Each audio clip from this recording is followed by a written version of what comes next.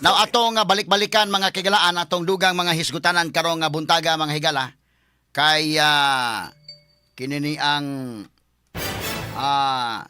matawag nato mga higalag padayon ron no dito sa Middle East mga sukit tigpaminaw ang mga panghitabo sige paghihapon mga higalang bombardiyo o gitan-aw mga higala ni Donald Trump nga tingali ang budget ani mga 4 to 5 weeks indekin. So sa kabuan kapin ang budget ani nga kwan until mga higalag mo surrender ng Iran o dili mo surrender, tanaw nila mga 4 to 5 weeks. Murag mabungkag-bungkag na gyud. Kay wa man mo react po ng ubang mga nasod, no? Ang kato mga medyo amigo-amigo sa Iran wa gyud makalihok. Ang Russia mahigala igo lang mga kaigalan ni issue og statement. Condemn nana. Ang China po mahigala nag-issue og statement ug unya ni reklamo dito sa United Nations nga dili maayo kining gihimo sa Amerika. Anak la sa kutob day. Mo nang diha nang laay kay. Yagi tala ni katawa mahigala ba? Ug ikaw Iran mga sukit tigpaminaw nga nagsalig ka nga naa kay mga nagtuo ka nga mga allies nimo. Ya pag abot sa panahon mahigala igo ra man isog statement. Paita ning kalakiha ha. So wala, kisamay ni tabang raron sa Iran, ang Hezbollah ra. Nya kasama ning Hezbollah, sa man gidakon sa grupo ani. Nga kanang Hezbollah may gila terrorist group man na. Nga naa sa Beirut, Lebanon, naa na sa Lebanon nakapwesto kay ilang kontrang Israel. Ang sponsor ana ang Iran. Una karon ang hanto doon medyo naglisod pa mahigala pag-recover ang Iran kay ilang leader mahigala nga strong leader si Ayatollah Ali Khamenei. Naglaylain na ng pronunciation mga kaigalaan, pronunciation sa mga magbabalita sa dito sa kinini ang mga televisions mahigala sa CNN, sa BBC. Ang uban day mingon nga Ayatollah Ali Khamenei. Ang uban mingon Ayatollah Ali Khamenei. Unsa may tinuod Khamenei, Khamenei. O sabi ni saya pa Ayatollah Humana.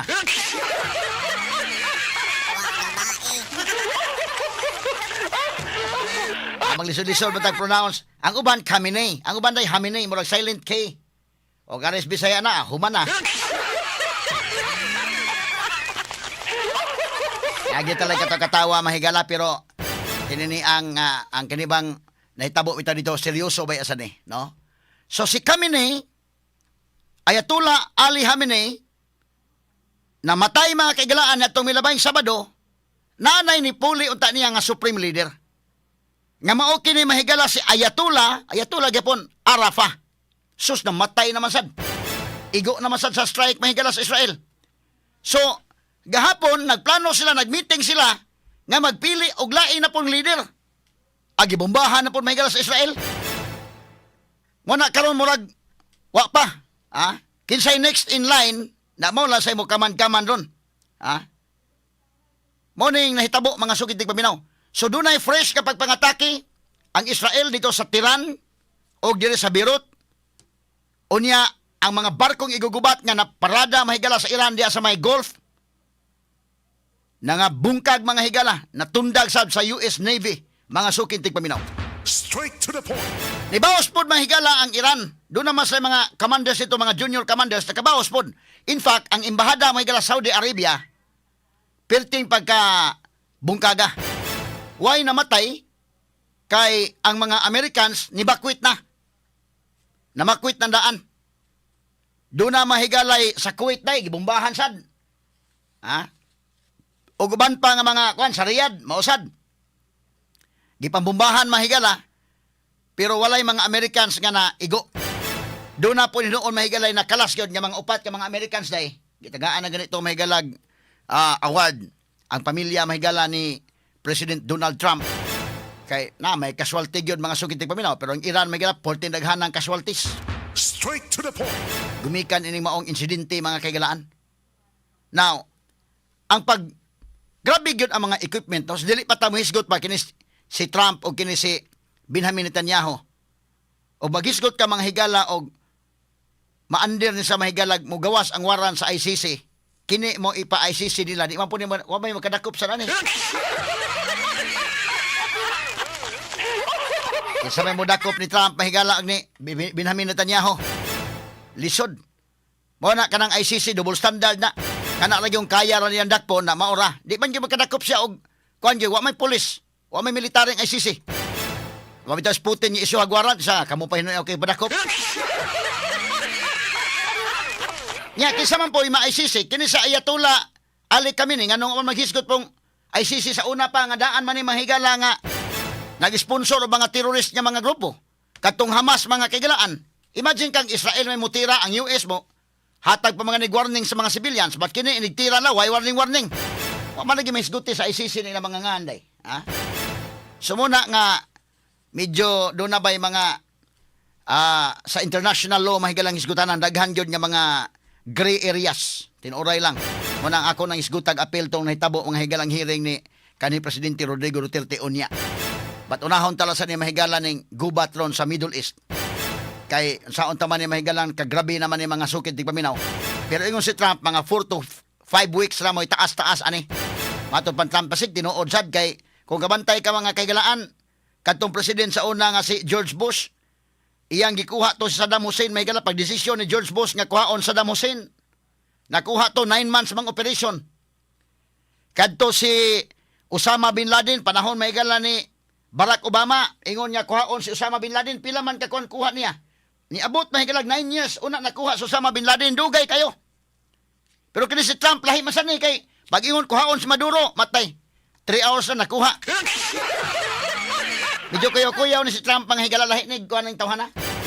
Medyo lahi ni iyang kuhan, lahi ni iyang pamaagi sad.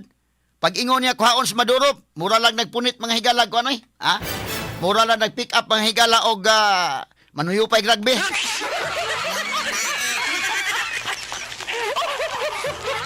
Sayon kayong i-pick up mga higala. Ha?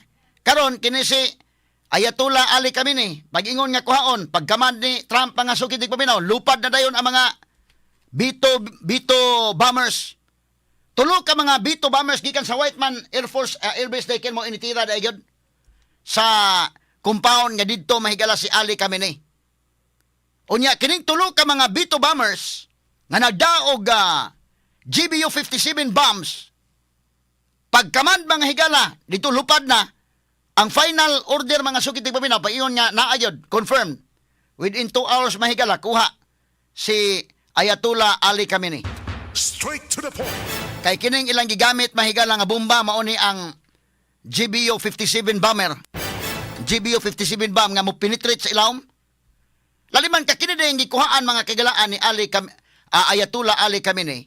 Tuan ni sa ground gyud. So naay building mga sukid tigpaminaw nga naa sa babaw. But ang underground 200 feet below the ground. Tuan dito mahigala nagmeeting si Ayatollah Ali Khamenei. Nakauban niya sa iyang meeting ang mga senior commanders, ang iyang mga sinaligan sa iyang panggobyerno dito sa Iran. Timing kayo. 12 kabuok mga higala nga gika-meeting niya. Dito gud sa ilawom. Ang pag-engineer anak mahigala kanang mga engineers nga nagtukod anang maong building. Kini o kini. Mao ni mga kagala no. Wa sa magdahom nga ang mga engineers nga nagtukod ani, wa sa magdahom nga dunay bomba sabdi ay nga gihimo ang US nga makapenetrate bisag inani kalawom pa nga inani kalawom pa mahigala nga tunnel, ha? Tuwa mag-opisina dito. Perting ngilngiga. So, ang mga engineers nga naghimo ani, nagtuo sila mahigala nga ligo na gyud kay kini gud mga kagalaan nga kuan. Mga klase mga higala sa mga materials gigamit. Gituyo ni nga kanabang mga nuclear weapons dili makadot sa ilawom. Manang safety kayo kining ilang Iran Supreme Leader nga mao si Ayatollah Ali Khamenei. Mo na iyang ground mo na iyang kuan area diin na sila nagmeeting. Pagbomba pa mahigala sa B2 bomber sa US purbida. Bungka gyud mga sukid tigpaminaw na penetrate ko sila kay kini mga GBU-57 bomber kuan siya kanang design siya nga inigkatagak mga sukid tigpaminaw dili mo buto dayon dayken musud nga to sa ilawom mo penetrate sa ilawom unya mga 200 feet below the ground ngadto na mahigala mo busikad kining maong bomba.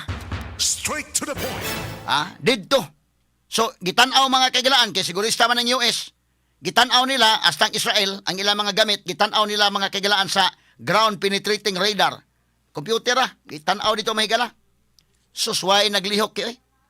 Paghuman sa bomba, kay ilang man ang gimonitor dito nagmeeting na monitoring. Grabe na ang thermal scanner nila as ilang mga ground penetrating radar kita dito sa sud. Kita dito mahigala ang kwan.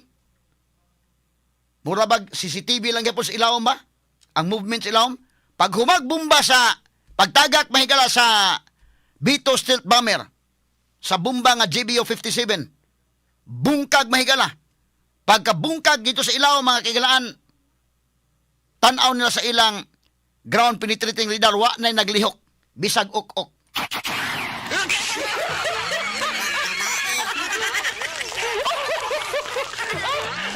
Motong gipa-confirm mga kaigalan, patay ba si Ayatollah Ali Khamenei? Nya kining US sigurista man eh. Payon wa na bungkag man. Sayo siguro og patay ba gyud. Kay kining US inana na sa kasigurista kinumdo mo atong Basit Osman og si Marwan. Katong sa 44 nga namatay mga sugid tigpaminaw. Kadto si Marwan og si Basit Osman pag operate adto, wa na lang isulti ang mga detalye adto daykin. Giunsa man to nila nganong man maka-iskapo ang sa 44 patay man. Nganong ang kumagko ni Marwan o ang kumagko ni Basit Osman niabot man sa Amerika. Giputlan og kumagko, gipada dito mahigala niya, gi-check sa ilang laboratory sa US, confirm patay si Marwan o si Basit Osman. Giunsa man to nila? Ha? Unsa man to gisakay to drone day? Wa kay eskapo ngatong sa 44 mga kagalan dito. Nagurino sila, nababoy sila dito sa Mama Sapano Maguindanao, wa sa kay eskapo. Pero ang kumagko ni Marwan og ni Basit Osman giputol, gipada sa Amerika. Confirm. Pagtan-aw sa laboratory mao gyud confirm patay. Suwa na. Patay si Marwan, patay si Basit Osman. Straight to the point. Duha ka terorista patay pero 44 ka pulis na to patay. Katong sa 44. Pero ang US inana sa kasigurista mga sugid tigpaminaw nga manigurog sila nga klaro ha. Kay naman tay mga kuan ni ang ilang mga DNA, ang ilang mga fingerprints tanan. Kuhaon na tanan. Bisag kini si Ali Khamenei kuha naman nila daan. Sumuna nga pag bomba mga sugid tigpaminaw pag-ingon nga kani mao ning iyang compound. Kay ang gibombahan gud mga higala ang Supreme Leader compound, ang ila mga higalang Presidential Palace, ang Ministry of Intelligence, ang kinini ang Ministry of Defense, ang Headquarters National Security Council gidungan og bomba. Unsa ba kalihok nimo ana? Hasta mahigala kining maong tunnel man ni sa ilawom. Kinilang opisina to 200 feet below the ground. Hasta mga exit, unom ka mga exit gibombahan sa di ka kagawas dito sa ilawom eh. O di ka magani matay sa pagbomba mahigala. Mamatay ka di ka kaginhawa gid dito. No? Patay ka gid dito sa ilawom. Pero kini gisiguro gid nila nga patay. So ingon ang US nga ipaklaro gyud. So gipaklaro ang kining Israel grabe po ng ilang mga gamit mahigala ang ilang ground penetrating radar mo na ilang gipanggamit kay katubang mga gira sa Hamas. Dito man to sa ilawom to mga Hamas. Dito sa ilang mahigalang mga tunnel, makita to nila sa ilang thermal scanner. Makita nila sa ilang kuan. Mabitan kuya, lahi na ning gira ron dai kabantay ka na istorya bitaw mig kanang mga doon ako ni istorya mahigala nga mga mantigo sa dinilaan nga mga kuan. Tagagawa sa nasod mahigala nga istorya nako. Sa ang kalainan ang gubat ron dai. Tagbaw kag hupo-hupo ron. Di man kina na may mga drone ron. Bisa ka na Gerald gani mag-operate drone, hibawaan mga asa ka na tago-tago okay. So tagbaw kag tago-tago, kita kas pikas kay gigamitan na magkag drone. Nya kana tuwa na sa hawan nga lugar, open space maklaro ang drone. Pero sa lipod ka mga higala og mga kakahuyan, musud man sa ng drone. Pero adto sa ilawom sa yuta, doon na po sila mga thermal scanner day. Doon na sila mahigalay mga deep penetrating radar nga to sa ilawom. So kini pag monitor sa Israel wa na. Wa na naglihok sa ilawom. Pero gipadadaan gyapon sa Special Operation Force sa Israel. So giunsa nila pag check mga higala, grabe gyud kayo. Standby mga higala human lamang pipila ka mga pahinumdom. Straight to the point. Pag-confirm gyud mga higala kay paingon patay si Ali Khamenei. Niingon man mga kigala ng Iran nga waoy. Wa matay. So medyo kuan pa to kana na ang dili pa certain og usa ba gyud. Giadto dayon sa Israeli forces, special forces mga kigala ng ground. Gitan-aw pinaagi sa ilang ground penetrating radar. Ilang mga thermal scanner pagtan-aw dito gyud mga sugid paminaw. Grabe ang ilang ka high-tech na imaging ra. Kanarang thermal ko niya biometric imaging kuha nila. Sus dito sa Ali Khamenei. Gitransmit na yun sa Israel. Diya patay. Sumotong ang Israel may gila transmit na yun ngadto mga kilang Donald Trump issue na statement nga patay na si Ayatollah Ali Khamenei. Inana po ni kasigurista ning Amerika kay lisod na sa kayo mga kagalaan nga ingon nga namatay na unya buhi pa di ay. So inana ka sigurista po ni Trump mga sugiti paminaw dili sa Trump kanang US daan ka na sigurista sa una pa mga sugiti paminaw. Kadto mga higalang kang Marwan o kang Basit Usman giputol ang kumagko ato. Gipada sa Amerika, gitan-aw mahigalag maubag yun kay basin og mo report mahigala nagoy reward nga dako sa tunay pila ka milyon kutong reward ihatag na mong reward og klaro gyud nga napatay. So ila po nang i-confirm mga sugiti paminaw patay gyud. Karon baos mga higala ang Iran ngadto sa mga US bases. No, pero medyo alanganin ang mga countries mahigala nga iyang gituuhan nga motabang niya sama mahigala sa China ug Russia nga unta murag dunay backup gamay wa mga kaigalaan makalihok og igo lang nagbagulbol og ni issue og statement mga sukid tig paminaw. Straight to the point. Nakutob lagos kundim-kundim, Wa gyud lain mga higala na tabang. Lisod man gyud kayo mga sukid tig paminaw. In fact, ang mga countries gani ron dito ang Europe gani dai. Nakuyawan man sa sila ni Kwan ni Ayatollah Ali Khamenei kay basin og mahimo sang threat man dito sa Middle East. So kining mga area dito walay misimpatiya ni Ali Khamenei, wala say mga higala daykin slaktod nga pagkaistorya. Karon gani mahigala ang France ug ang UK, mga members sa UN Security Council, ang UK ni pagamit sa Amerika nga pwede mo gamit sa among mga military bases aron sa kanang pagsagang sa mga ballistic missiles gikan mahigala sa Iran o sa inyong pag-atake sa ngadto mga higala sa Iran. Straight to the Ni point. volunteer ni mahigala mga nasod sa dito. Na ngano man ning ani man. Tungod mga kaigsunan lagi kay si Ayatollah Ali Khamenei doon na manggod sila mahigala nuclear program nga paspas na ba kaayo? Ugon niya, sa kapaspas mga kaigalaan, gibombahan na ni atong B-2 bombers niadtong last year. Gibombahan na mahigala pero paspas ang ilang pag-rebuild. Paspas ang ilang mahigalang wagi pud maminaw ba? Kana og base sa CIA report. Kay kinigong Amerika di mo underestimate ang ilang mga CIA mga kaigalaan. So samtang nang lingkod sila sa negotiating table, ang Amerika o ang Iran nga nagsabot sila mga kaigalaan, sila lamano, pero lahi ang hitabo sa ground. Mayong pagsabot-sabot, pero siging building dito. Ang ilang mga higalang nga igo nga nuclear facilities, ilang gibalik pagtukod, unya doon na pa'y laing lugar, nga sekreto nilang gitukod. Muna nga lahi ang nahitabo sa pag-atubangay nila, lahi ang nahitabo sa ground. Ya kining Amerika lagi mga higala, di mo sugot nga ang Iran naagid sila nuclear weapon, delikado kayo. Muna ka ng US, mo kuan gina sila, mo badlong gina sa mga countries nga maghimo og nuclear, nga mga weapons mahigala, okay ra og sila naa, basta kamuwa. Kay kuyaw man mga kaigalan, samtang karon pa nga, wa pa kayo makabusikad yun. Wa pa kayo makalipang kanang maong nuclear program sa Iran, kuhaon na daan sa US. Kay lisod man og mahinayak sila. Sama sa South Korea, North Korea, hinayak na sila ron. Gisamay mo badlong ana ron. Unya kinigong North Korea mahigala medyo suod sila sa Russia. Muna nga lisod sa ipenetrate dito mga sukid tig paminaw. Kuyaw man na. Ang North Korea mga higalaw ani mabantay Naghimo-himo sa nuclear weapons. Hanto ni daghanan ng ilaron, wa na say capacity nga kuan. Kaya na naman ilang kaugalingon. So kining Iran samtang wa pa makahigala lambog yun, agi putol na daan. Kay namay monitoring mga sukid tig paminaw. Ambot taon sang pagkahitabo nga tungod man pud sa Russia goday nga grabe ang Russia nga naka medyo suod sila ining North Korea ba. Muna nga way nakapalag kaayo mga sukid tig paminaw nga naghimo-himo sa ilang kaugalingon. Ya kuya orbak ay ni mga higala og unsay masuod sa utok ining presidente sa North Korea. Straight to the point. So mo kana nga di mo sugot ang US kay tagam ang US mahigala nga kana na ang kining Amerika kuan man ni sila kana na ang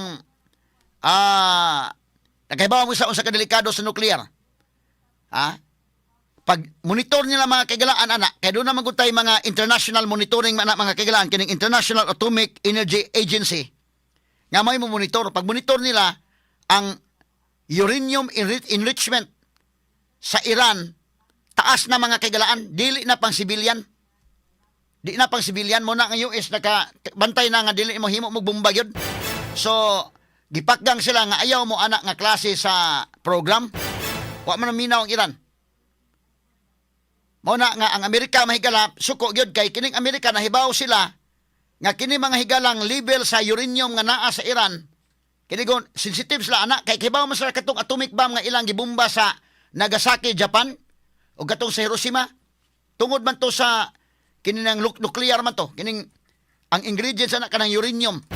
Tanawar ko ng periodic table na to sa atong chemistry subject sa una. Naiyo diha mo ng uranium.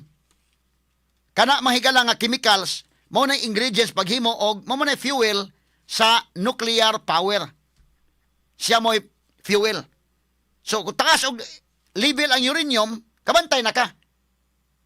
Nga kanang nuclear nga naa diha, delikado na. Naman po'y civilian mahigala nga nuclear. Kita sa Pilipinas naka-attempt man tata sa una para sa nuclear power plant. Kay kining atong mga power plants, coal power plants, but gusto ta nga dunay nuclear kay aron nga sakto tag supplies kuryente ba? Pero dunay mga protesta gyapon bisag civilian ra, 4 to 5%, ang pinakataas 20%. Kay kuyaw masagod ang radiation day. Natay Bataan Nuclear Power Plant panahon na ni Marcos Sr. Wa na matiwas. Ni attempt taghimo ana. Pero civilian ra. Ang monitoring ana may sa International Atomic Energy Agency ining monitor maklaro nga for civilian use ra, for civilian purposes kay ang percentage sa uranium enrichment is 4 to 5% or 20%. Pinakataas. Ang Iran mahigala kay 60% naman. So bisag unsaon ang iyon Ayatollah Ali kami hindi lagi may himog bomba. Kung naning amo gud pang civilian ra. Si Trump nakasabot man kay ang ilang mga monitoring mahigala ang CIA hasta mahigalang international agency nga tig-monitor ingon man gyud nga 60%. So medyo kuyaw gyud. Delikado kayo. Mo nay naka-trigger ini mahigala nga wa ma 2 days before niya tong February 28, Sabado man na. February man, naglingkod pa mas lamang higala pag February. First week sa February, sige pa mas naglingkod ay. Sige paglamano. Nagsabot pa mga kagalaan. Niadtong February 28, 2 days before ana. Naglamanuhay pa. Pero na-break mahigala ang ilang deal, ang ilang panagsabot-sabot. Pag Sabado, gibumbahan mga sukitig paminaw. Gahi man, ibumbahan ni Trump. Pero aton tanawon ang pros and cons ha. Unsa man mga kagalaan, sakto ba ni nahimo ni Trump or dili ba? Unsa may nahimong epekto ani karon?